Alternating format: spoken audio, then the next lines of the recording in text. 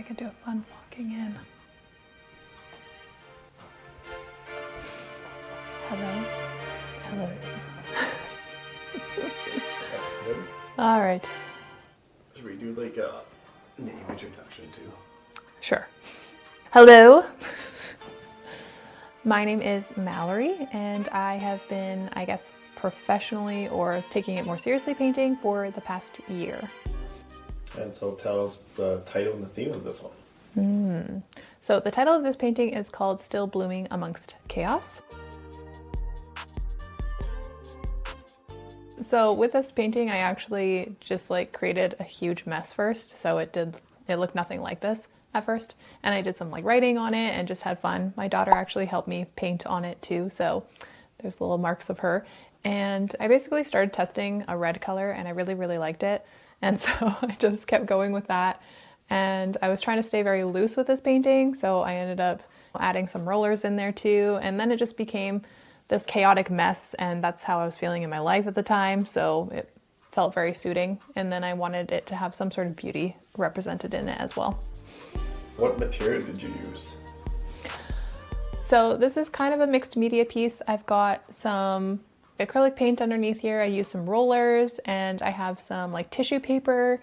Like this right here is tissue paper, that's tissue paper, and this just to give a more 3D effect, and then it's all finished off with oils on top. I started out very structured and I didn't want that, so then I used a roller which is put in here, and I actually really liked it, so I left it like that.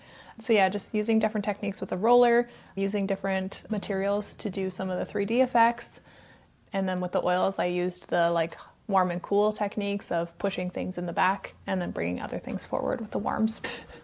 What's the focal point?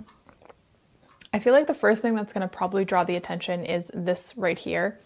And it can be a few things. It could either be a sun, or it could be a volcano eruption because of all the other stuff in here. So it's kind of up to interpretation. But I just wanted it to be something feeling very chaotic in the background. And then, yeah, so I feel like that's going to be the very main draw. And then I think the other draws are going to be these two flowers as another draw as well. So this is your first piece ever. What was your first reaction? Yeah, so this is my very first professional piece that I will be selling as part of my collection.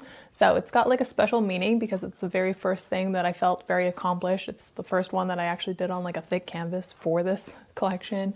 My first reaction was more so about just being proud of that I actually accomplished something and I finished something, and I was happy with some of the textures that I got and just trying to stay more loose and not be so tight with everything, because before doing painting I actually did hyperrealism with portraits, and so it's completely different. And yeah, I loved that I was able to get a little bit more loose with this painting. And where do you see this painting best fitting in the house?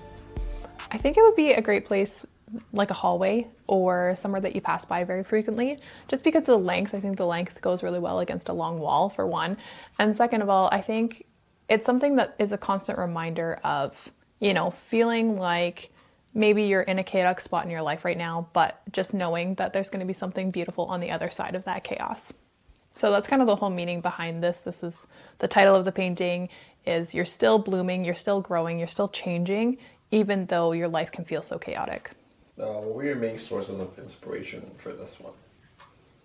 I think my main sources was literally my life at the time. Most of my paintings are all based on the chaotic feeling that I've been dealing with for the past several years, and then filling it with something more beautiful, knowing that there's something else out there that's coming that's better. What was the biggest challenge with this piece?